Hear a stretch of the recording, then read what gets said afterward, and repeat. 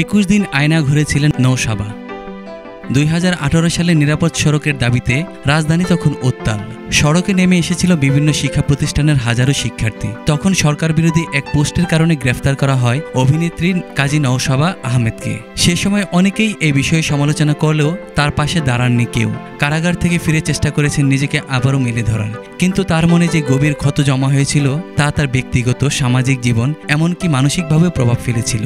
সেই কথা কাউকে না বলতে পেরে ভেতরে এক ভারী বোঝা নিয়ে বছরের পর বছর কাটিয়েছেন তিনি। কিন্তু এখন দিন বদলেছে। সে সময়ের ক্ষমতাবানরা এখন ক্ষমতাহীন, তাই অকপটে অনেক কথাই বলতে চাইছেন নওশাবা। অভিনেত্রী কথা বলেছেন উপস্থাপক তানভীর তারেকের শোতে। প্রচারের অপেক্ষায় থাকে সেই শোয়ের একটি ছবি পোস্ট করে তানভীর তারেক জানিয়েছেন সে কথা। তিনি সেখানে লেখেন, 2018 সালে প্রথম রুলিং পার্টির অন্যায়ের বিরুদ্ধে প্রতিবাদকারী শিল্পী হলেন অভিনেত্রী কাজী নওশাবা আহমেদ। এরপর আয়নাঘরে তাকে 21 দিনের নির্যাতন, অতঃপর রিহাবে 6 মাস।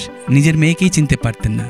সেই সময় থেকে একমাত্র কন্যাকে নিয়ে গত 6 বছরে 20 বারের উপরে বাসা বদলেছেন। কেউ বাসা ভাড়া দিতে চায়নি, সংসার ভেঙেছে, নিজের বাড়িতে জায়গা হয়নি, কারণ ভাই ও আত্মীয়রা নিরাপদ মনে করেননি। বন্ধুর নামে বাসা ভাড়া নিয়ে বোরকা পরে ঢুকতেন, কোনো আপোষ করেননি।